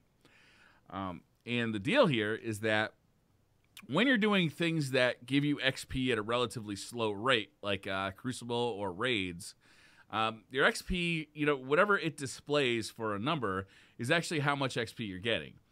But when you're doing activities that'll give you XP at a very fast rate, like public events, your XP, there's an algorithm in place, or there was an algorithm in place that would actually slow down how much XP you were getting. But the number that displayed on the screen would actually remain stationary. It'd always be the same number for completing a public event, but the actual amount rewarded would be less and less, and it would drop down to 4% of the number awarded. So a lot of investigation was getting done on this on Reddit, and finally some larger gaming websites ended up picking up on this, which seemingly prompted a response from Bungie, and Bungie kind of tore it out of the game. And they kind of gave one of those, hey, we're as upset about this as you are. It's it's out immediately. But I mean, you guys put it in, so don't bullshit us. Like completely one of those things, and it brings into a lot of questions. First of all,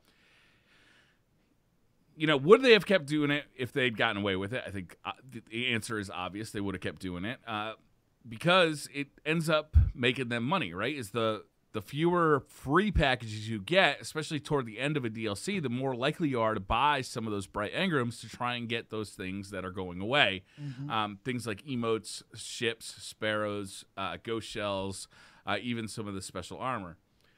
And then, so that all ties into microtransactions and just, increases your desire to go ahead and buy the microtransactions. And, in a way, it's also kind of constantly seeding to you the fact that there are microtransactions, right? Every time you get a bright engram, you go and open it, you don't get the thing you want. It's another temptation to go in and buy more bright engrams to get the thing you want, right? So every time you get one, it's a little bit of a temptation.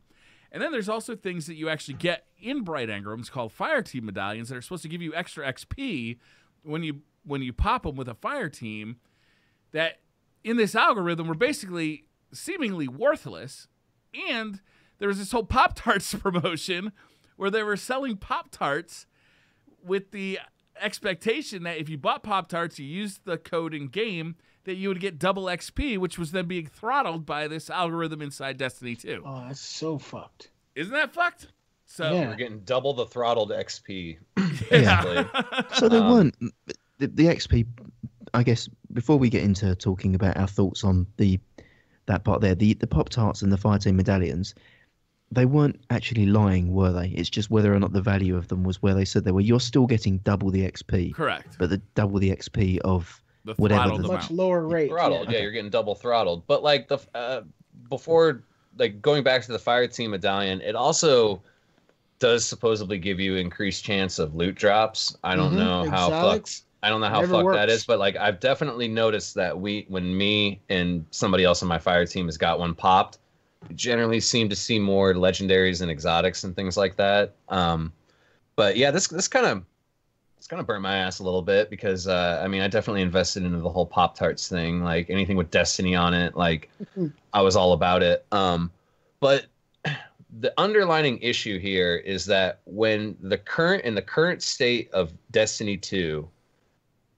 Eververse is the end game right now. And that's the closest thing to an end game we have. Sure, you could say that you can grind things from Ikora's meditations and get that set of armor, or you could go get the planetary sets or something. But realistically, you're not getting any bit of a more benefit other than end game fashion. It's kind of what we're playing right now, whether it's through ornaments, for your exotics or ships or ghosts. They really don't give you a whole lot of boost. Yeah, there's a set of armor in there and stuff, but it's when it's the end game and this is the only thing that we have to grind for, and you're slowing our progression down, and then a lot of this stuff is going to be going away. Like you're not going to be able to get the salt emote or the spicy ramen come season 2. I would kind of like to get as much XP as I've invested my time into. I've never heard of another game doing this. I could be wrong. I'm sure other games have done it. Maybe this is one of the first times I've heard of people getting caught doing it. But it left me, it kind of burned my ass a little bit. But you know what? Kudos for them for stepping up and saying, yeah, we'll change it. You clearly don't like it. We'll change it. I'm not making excuses for them. I'm not saying that it's right. I'm just saying, how many people do you know that fuck up and actually apologize for it and fix it? I mean, this is the thing. Transparency is what matters most in these type of situations. And if they were throttling your progression and your experience, that's something that needed to be known from jump. It's like if you have an internet service provider, you find out you're getting throttled when it's not in your agreement at all. And then you find out through a third party, and then they apologize. That apology is only there because they got caught. Did they really apologize? I mean, to me, the whole thing seemed like, hey, guys, we're totally on your side. We hate this shit, too. Yeah. And we're changing it right now because we're fucking awesome. Man. Yeah. Maybe you're right. Maybe it wasn't, you're right. It wasn't a direct apology, but the fact that they acknowledged it, I guess, is more or less what I'm looking for. But I mean, like, it is what it is. The important thing is that, or I'm sorry, the underlying issue is it was just awful fucking timing as well. Now, when the game come out and you logged into the game and it said, hey, earn XP with your friends and increase your level through this activity, but if you do too many of these activities, we're going to throttle your XP. It probably wouldn't have been an issue had there been some sort of little underlining text right underneath the public event or something, but there wasn't. And I don't know, I think people justifiably have every right to be pissed about it, but it's just super bad timing with all the shit that's been going on and all the negativity that's been stirring. And I think throttle as well is a misleading word here. If you look at it, I think the better word to use is normalized, because the Destiny model was a normalization of your XP flow over a given period. It wasn't a throttling. So if you did a certain activity that accelerated you above the normalized level, it would throttle down. If you were doing things like Crucible, which gave you very little XP over time, it would be buffed up to the level that you should be. And then the medallions would impact that up or down. So, you know, it wasn't just a wholesale throttle. You know, if you were doing a lot of Crucible, it would throttle your XP. No, if you were doing Crucible all day, you were significantly better off pre-patch than you are now post-patch. What this has done now is meant that if you want to farm XP, you have to do certain activities that can be repeated quickly to accelerate above the XP curve. If you're now exclusively raiding and Crucible, you will see significantly, I mean, we're talking very significantly less packages than you had previously before, because you're now not benefiting from that buff. So it's kind of like it's half of one and six of one, half a dozen the other. I agree that there should have been transparency to say Destiny employs a normalized XP system and that these packages will only give you a maximum of 100% more than whatever the normalized XP is over a given hour or whatever it was. But, you know, part of me thinks now that our scrutiny over this model and what it is has led to the fact that the game is now even less fun, or less rewarding, sorry, I should say, for people that don't just grind public events all day, which is where the issue was. Ultimately, Gary, it's going to make people who play this game feel less like grinding or feel like there's a possibility that they could be getting cheated in some other way because of the lack of transparency. And I still stand by the term throttling, because if you pop a fire team medallion or you do something else, you buy 1,000 Pop-Tarts like Wilson, and it's supposed to get you a certain amount of experience, and then all of a sudden that's knocked down to the normalization level, it's still throttled. You don't get what you were promised or what you were supposed to get when you pop these medallions if you get EXP too fast. So I do still see it as a throttling issue. You're normalizing throttling and making it normalization, but they actually took away what gamers were working hard for. That's the grind that you love, you know, and suddenly, you know, you're out there grinding for many, many hours, and you realize that what you got probably isn't what you deserve. It'll make people like me and probably tons of other players less likely to grind as hard until they actually have solid proof that there's actual transparency and that the developers are on the up and up when it comes to you putting your time in their game. Having that number pop up too, like when you complete something and it not being accurate, I think it's misleading and it feels shitty. Yeah. No, I hear you. I just think it's limited the ways in which people can progress in the game now. Because if I'm a certain player that does not enjoy the given XP grind playstyle, I've been effectively limited now or nerfed on the amount of experience that I get. So you and me playing Trials of the Nine when we do an Iron Banner, we may not even see a Bright Engram anymore from playing that.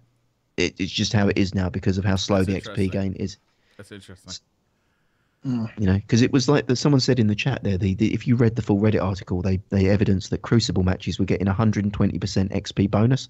So you were earning 120% more XP in a Crucible game than you would have in standard if you'd gone to a public event, just because it was taking you so much longer to get that XP sort of delivered.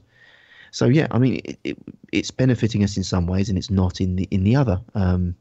You know, now unless I am a public event grinder, I am going to see less Bright Engrams. And whether we think Bungie's right or not, or it was shitty presentation, I think the normalization thing was a good thing for someone who plays the game in a variety of ways. I can't agree with that. It's just because it seems so misleading. The fact that they were popping a number out there that it didn't actually correspond to what you were receiving. The fact that as soon as it started making the rounds in the press, they immediately had it ready to be changed.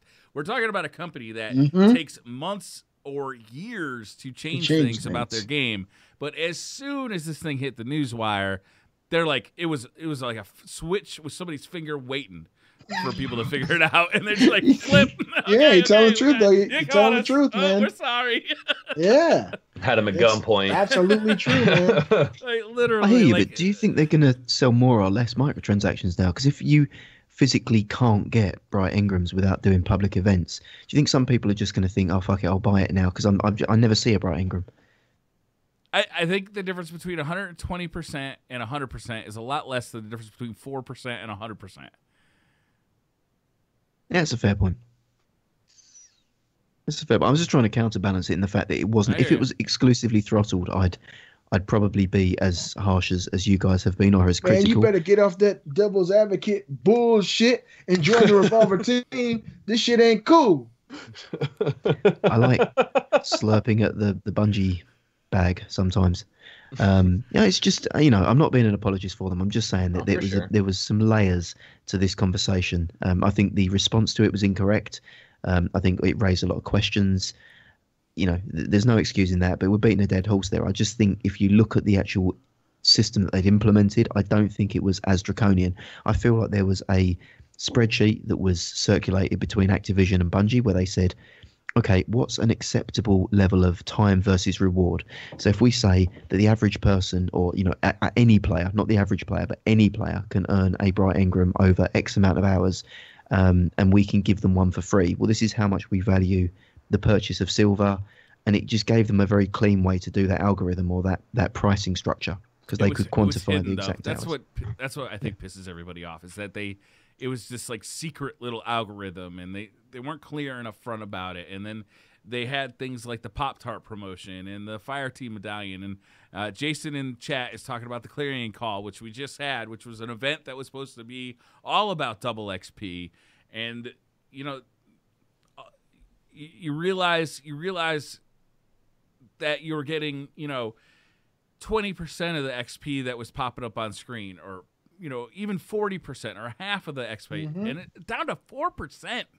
Like it just man, it just feels shitty. And then to know that those bright engrams, like if you're not getting what you want, you can just go buy those bright engrams. Man, that feels really rough. That feels really rough. I mean, the fact that it was hidden just feels so nasty. It's that trust, Briar, and it's like any relationship. If you're in a relationship with somebody and they do something that screws you over, you'll always be looking at them out of the corner of your eye, wondering if they're ever going to do that again, because they're capable of doing it. Like, and this kind of 100% of the time, I am honest with my wife. 100% of the time, no doubt about it, because she listens to this show. It's a good reason, and while you say that, I second that motion. 100% transparency with my wife. I've never lied to her in my entire life. I think you missed a trick there. You could have said 99% of the time, but she's now got to guess that 1%. Just leave that shadow at that. Is it today? No. Is it tomorrow? Who knows? It's going to happen. Keep 1 out of 100. 1 out of 100. I don't want that game. I don't want that game in my life. Do you guys think that this would be as big of a deal as it is if we had a lot more shit to do and a lot more stuff to go after? Do you think if of course not. bright engrams were just a little seasoning of extra loot that you could obtain, if we had strike-specific loot, if we had other ways other than tokens to turn in, all these other activities that reward individual loot. Sparrows for raid rewards. Do you think we would be making as big of a deal out of this? Because right now, all of that shit is... Most of what we want is in those bright engrams as far as cosmetic. It's really the only thing left to grind for. It just feels so shitty. And as a fan of the game, I want to be a fan of the people making it too. For sure. And when I hear them doing something like this, it just leaves a bad taste in my mouth, man. It's hard to be a fan of the people who put a system in place like this. It's hard. For sure. I think the other distinction that kind of leans me more onto the side of what you guys are saying is the system only kicks in once you hit 20. So the Clarion Call and everything else works right the way up to 20. So when you're actually progressing and not getting bright engrams, you're just getting level ups, there's no normalization. You can do what you want when you want. You can do public events, and every 3 you get a level. It only happens after you hit 20. So, take that what you may. You'd think if there was a normalization system, it would be consistent for all levels, for all activities, if you want to level through Crucible, etc. But no, if you level in Crucible, you'll be playing like 15, 20 games for a level up. You could do 3 public events and get a level right the way from 1 through 20. So let's get off of this topic. It's depressing. It's like finding out your father's an asshole. Finding out he's not your father. Who really made Destiny 2? It's not who you thought. No, it's not. And it was EA all along. Could you imagine? It was EA all along. Surprise, motherfuckers! Andrew Wilson just comes out from behind the curtain with his little snake lips. That's it. Amazing. Fantastic. Oh shit. That's great. Well, let's get on something maybe a little bit more lighter here. Coming off the heels of Thanksgiving, we're full, but most importantly, we're thankful. Mm-hmm. So whether it be gaming, it doesn't have to be limited to just gaming. What are some of the things in life or gaming that you guys are most thankful for? We can, obviously we're thankful for our wives, we're thankful for our families and all that great stuff. Everyone knows that. We talked about that Thursday.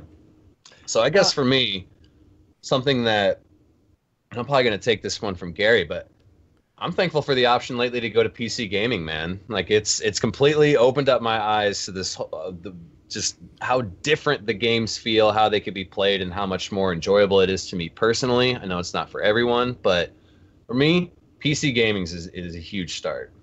Sorry, Gary, Wilson, I just took yours. I love that, man. Wilson puts it in a way that it doesn't offend me at all. It just makes me smile because I look and I see the glee in his eyes. I know he's telling the truth. He's not snubbing me. I love it. So the exact opposite of Gary is what you're saying. Absolutely. Can I ask Gary to say the same answer that Wilson just gave? Just put it in How your would you own word words, it? Gary. Well, I'm thankful for PC gaming because it kind of it weeds out the riffraff from your community. Do you know what I mean? It's kind of that thing there. It's like, for me, I actually think we should take it one step further with the matchmaking. I've said on Destiny we shouldn't, on the LFG system, we should have little ticks for, does have SSD, is using Coffee Lake or above processor, these sorts of things that we need. I don't want you coming in and adding 15 seconds to my load time just because you've not bothered to upgrade your system. You're inconveniencing me. I've got to wait for you to load into orbit. Great. I'm thankful for Gary. I am thankful for Wilson, and I am thankful for Beastley. Beastley, I've known you for, is it 5 years now? Yeah. And you almost didn't make it to the show today, and I was upset. I was like, oh no, we're gonna lose Beastley. Beastley is an integral part of my Sunday. I have known you for 5 years now, and I value our relationship greatly, and I am thankful for that. Wilson and Gary both, man, when we play games together, I just have so much fucking fun. And I'm really thankful for that because we get in there and we have a good time. Sometimes we have serious discussions, like when we were talking about the last topic on Friday. Sometimes we're talking about fucking complete random bullshit, like fucking chili cones, like it's completely random, but I value all 3 of your friendship greatly. And the fact that we've got this podcast going and we have a chance to hang out, like a scheduled time to hang out every Sunday evening, is awesome. And when we get to play games together, like, that's awesome too. So it's cheesy, but I could have come up with something funny, but I wanted to be real here. I'm thankful for you guys. Like, this has been a wonderful ride so far. Well, man, back at you. But don't forget that we also talked about Joey from Full House and remember how every song was about Joey from Full House? About Joey from Full House. And I think we also spent around 10 minutes on the band Silk. We discussed the members, Big G, Little G, and how they got their names. Yeah. John. History, Big man. Gary I feel and so Little close. Gary. And John. I miss Silk this is conversation. still touring. I don't know if you knew that. They did. They're still touring. They were mainly popular with the song "Freak Me," but I think their latest song in 2016, this is insane. which This is didn't like an hit the episode of Billboard. Black Mirror. It didn't hit the Billboard charts. It was like "I Wish You'd Like Me" or something along the lines of that nature. What's which is happening quite right good, now? yeah. Gary, So- you're not supposed to know this shit, man. Damn, you ain't supposed to know. Assume my knowledge of music. This is offensive. Right? No, I'm sorry. That is a microaggression. My bad, Gary. You look like a white guy. I forgot you have Spanish roots. Word. What the fuck? Latino heat. Now, let me just say this real quick, man. I'm thankful for everything that's happened in my life, man. Wilson, I've known you now for goddamn, what episode is this? Like 5-6 months consistently, and you become fast one of the best people I know. I'm a loner. You guys might not know that. I don't have friends who fuck with me in real life because I keep people away. I don't like people coming here and using my shit. Get your Dorito dust off my PlayStation controller. Get the hell out of here. So this podcast has been very special to me, Gary. I know I give you a lot of shit, man. You're one of the most charismatic, funny people I've ever known. You're a hell of a person, a great father, and you're a PC elitist, but nobody's perfect. Briar, you said the same thing to me that I was going to say to you. God, it's been so many years of us shooting the shit, and I wouldn't miss it for my life. I love this show. I love Revolver. It is the best podcast I've ever been on. Did he just say he would miss it for his wife? Like it's a trade-off? Like, is it me or the wife? Because I take me. I know that I don't have the sexual charms of Peanut Kate, but I've got other things going on here, Beastly, that we'll talk about later. I think it's penis. I'm also thankful for air guns and squirrels. I'm thankful for slim consoles because they give you an opportunity for people who don't have them to get a cheaper model. I'm thankful for everything. I'm thankful for my home, my awesome family. Wilson said it, but I'll say that every chance I get. I got 5 beautiful kids, respectful sons in high school, getting ready to go to college. And I'm starting over again with my girls, and I got my best friend with me. My wife has the same hobbies as me, besides she actually is a real power bottom, Gary. And we sit and we spend all our time together, and it's just a blessing, man. Life is a blessing. I hope everybody out there had a great Thanksgiving, but it doesn't have to end now. Always be thankful. Be thankful for everything that God gives you, and smile every day you can. Well, after all this emotion, I'm gonna bring the tone down with a relatively benign and simple thing that I'm thankful for, and that's the Switch. It's really anticlimactic. I'm thankful for my family, for my friends. Fuck you guys. I'm thankful for the Switch. After the Vita, I never thought I'd find a handheld again that I truly loved. And the Switch versus Vita. Oh, they're different things. You can't look at them now. The Vita to me is a... Again, the Vita's like the girl that wasn't hot in high school that you meet, and you were always cool to her, but no one else was. And then you meet her in the future, and she's like turned into like some supermodel. Knockout. Is anybody here buying that Gary was the guy who was cool to the ugly duckling in high school? Fuck no. From the moment he started talking about handhelds, I'm like, it sounds like he's talking about previous relationships. And before I could say that, he went there. Yeah. True. No, I mean, the Vita to me is a rare beauty. It's that one, again, it was like she had the self-confidence beaten out of her by abusive partners in the past, and then I'm there here capitalizing on that. I've got someone who doesn't realize how special they are, and that to me is the Vita. So I can just be a really shitty owner. I never touch it. I never use it. Gary. But to me, it's beautiful, and the Switch is... I think it's like the natural evolution of the Vita. It delivers on the promise of the Vita in so many ways. And I find myself, I've bought every colour Joy-Con. I'm buying like almost every physical game that I think's got a score above 70 on Metacritic. Like, I'm ridiculously supporting this because to me this is like my dream come true. I don't play traditional home consoles because I feel like they're just like weak PCs. And that's kind of what I see them as. The Switch to me is the only thing that stands alone and tries to do something unique that the PC can't do, and delivers on something that I don't have elsewhere. And for that, I'm thankful. I'm thankful that Nintendo are delivering a knockout console this year, and hopefully for many more. I'm proud of you, Gary, man. Like, the Vita really came in and tore you up, man. Left you hanging, and now you're out there playing the field again. I'm proud of you, Did you ever own one of these, Gary? No, because I don't want arthritis. That was the Game Boy Micro, wasn't it? It's ridiculous. That was like... This is so... All you need is 2 buttons, man. And that D-pad is so fucking money. It's great. That's ridiculous.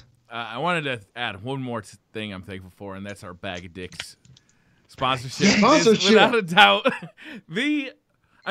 Let's be honest here. We had a lot of offers. Coke, Pepsi, Ford, edible Gamer onions. fuel. You know, there were so many to choose from, but we needed a brand that would really step it up. That was to the high bar that the Revolver Live podcast sets. And there was only one when it came down to it, and that was bagadicks.com. Bagadicks.com. Bagadicks.com. Yeah, I mean, for people that came in late, it's not a gag. We are actually sponsored by bagofdicks.com, and we will be pimping the hell out of that code that we get, the 20% off code, because we think everyone here needs a bag of dicks. Every time you tweet us a picture of a bag of dicks, you're going to make all four of us collectively stop what we're doing that day and hysterically laugh. So $8 alone is worth it just for that. So you know, every tweet I get that has a picture of bag of dicks, perfect. I feel like I've made the internet that one little bit. You know what? better. And I'm gonna one up you, Briar. Uh-huh. I'm gonna add one thing that I'm thankful for, and I think I can speak for the rest of the podcast on this one. Chat, you're awesome. We're thankful for you guys, all the listeners, Absolutely. people who download the podcast, people who tune in live, people who retweet funny stuff at us, and people that create the memes and all that stuff. We appreciate you guys.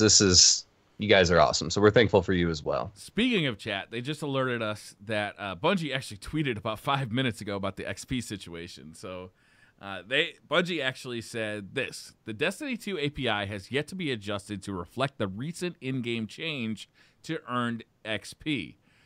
We're working on an API update to address the discrepancy. The correct value to earn an additional level is 160,000 XP, which, from what I understand, is double what it was before. Damn. I'm thankful for Bungie. That's perfect timing. Fucking nailed it. Well said. So, I mean, It's a lot of XP.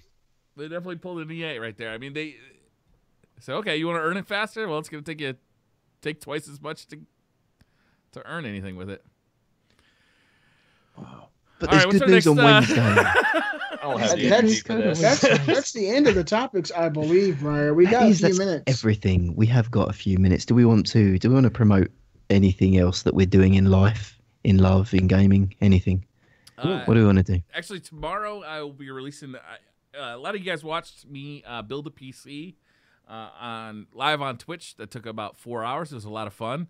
I'm actually going to be kind of editing a live version of that and kind of showing the steps that I made and also the changes that I've made since the day that I put it together, because there's actually been quite a few changes. Because once the PC was built and operating, I kind of wanted to, all right, make some adjustments here and there. So I'll be releasing a video about that tomorrow. That breaks the YouTube drought, doesn't it, as well? We've not seen you Sure active on does, YouTube for Man, how many YouTube's a weeks? real son of a bitch, man. Like, it's been hard for me to do YouTube lately. Real hard. Understandable.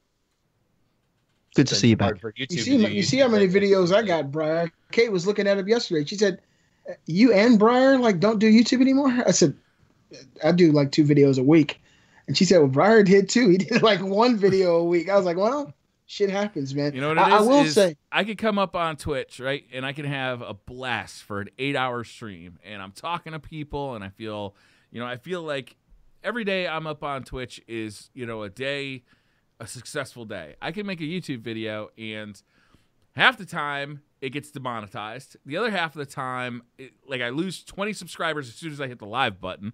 Some of the times it goes live, but it doesn't send out alerts to any of my subs. It's I'm just so fucking frustrated with YouTube at this point that I'm just losing the will to stay on there. Maybe I still want to do I get requests to do Shudder to Keep It or Good Morning Guardians all the time, but when YouTube just spits in my face constantly, believe it or not, it's fucking hard YouTube to did. do it, man. YouTube came up with a notice. I want to say 2 weeks ago, where they were changing their algorithm, and a lot of those videos that I had that got demonetized, they switched it back over to being monetized. So if I were you, I would definitely check and see if some of those videos have gone back over to monetization. Because I fought almost all of them, Beastly, and eventually they all got turned back. But if you you know as well as I do, is when you upload a video to YouTube, you got about the first hour is going to be your most profitable hour. The first 6 hours are better than the second 6 hours. The longer they wait to turn that over, you basically lost like 99% of the money you're going to make off of that YouTube video. So it just doesn't pay. Doesn't like literally pay to be on YouTube. Like it's just not financially a good idea. Sustainable, yeah. I think Bevel's got the right idea with a bag of dicks unboxing. I think that's something that the people need to see. I would like to do that. Ooh, yeah, that would be awesome. I'll do one. Dick crates. So the next thing, it's the new Dick loot crates. crate. Oh, bag of dicks. We got ideas. Big ones. We got small. ideas. You don't know what size. That's the thing. You buy them for $10, but you don't know what size dick you're going to get in it. Right. That's it could be a the little mystery. tiny gummy dick, or it could be a big, 12-inch huge gummy gummy. dick. Could be an epic dick, Yeah. or it could be a common dick. Maybe rare Uncommon, quality. yeah, I it's don't just know. that level. Exactly. How do you class a dick as rare? What's a Wow. legendary dick? What's an exotic dick? What's the... Ask Beasley. It all depends on what part of the world you're in and what part of the world you were born in. What's his If I exotic go to trait? my mouth. Spain- I had no control If over I went to that. Spain or Oh, Greece, the- I'd have an exotic dick. The exotic perk on his dick is just like, this weapon will not pull out. That's it. It's just, Reduce handling Hey, man, speed. that's no, real that's a life. stat. That's a It's stat. got like a Pull out fucking is a anchor stat. on it, man. Yeah. Oh my god. Higher impact, reduce handling speed. That's it. This weapon adds one member to the fire team. No High doubt. caliber rounds, man, on that thing. We The nailed intrinsic it. perk, aggressive frame. Just there. Oh Quick my draw, man. goodness. That's great. What about hidden hand? Does that work? Only when she's out of town. Oh, man. Right. Good showing tonight, I think guys. third eye is the only time that perk works in that situation, doesn't it? We found a whole new use for third eye.